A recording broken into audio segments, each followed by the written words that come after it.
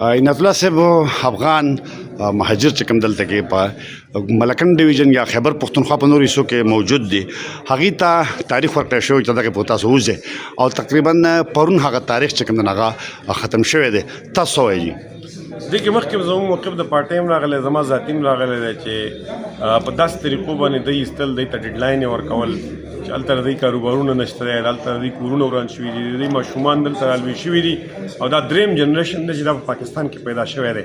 نن د یو ماشوم ما په سوشل میډیا باندې انټرویو کتله چې هغې په ملکن ډیویژن بورډ کې پوزیشن اخیستی دی او هغه ماشوم وایي چې ما ته ډیډلاین میلاو شوی چې ته د دې نه وځه په افغانستان کې خو د جینکو په تعلیم پابندي ده زه به څه کومه د دې وجې نه د دې مسلو یو ډیپلوماټیک حل د افغانستان سره لټول پکار دي د انټرنیشنل ادارو سره دغه ول پکار دي دا زموږ پښتانه وروڼه دي مسلمانان وروڼه دي دلته پاتې شوي وو چې کوم د رشیا سره جنګ و په هغې کې موږ وایو چې دا زموږ محافظین دي دا زموږ فرنټ لاین سولجرز دي نن حقه مجاهدین زمونږ د سترګو نه او د نظر نه لوېدلي دي نو د دې وجې نه زه وفاقي حکومت ته دا وایم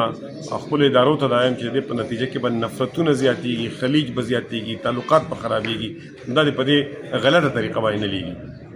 تاسو چې لکه که بیا هم حکومت خپل ریټ خامخا د قیمولو کوشش کوي چې کوم آرډرز هغې ایشو کړي او د هغې د امپلیمنټیشن دغه کې نو طریقې کار څه پکار دی بیا طریقې کار ګوره دا پکار دی چې یو د دوی په رخصتۍ کې مطلب د دوی ته فیسیلیټیشن ورکړي دویم دا چې د افغان حکومت سره د دوی رابطې وکړي دریم دا چې د بین الاقوامي ادارو سره هم رابطې وکړي چې هغه دوی هلته په دوباره آبادکارۍ کې د دوی سره مدد وکړي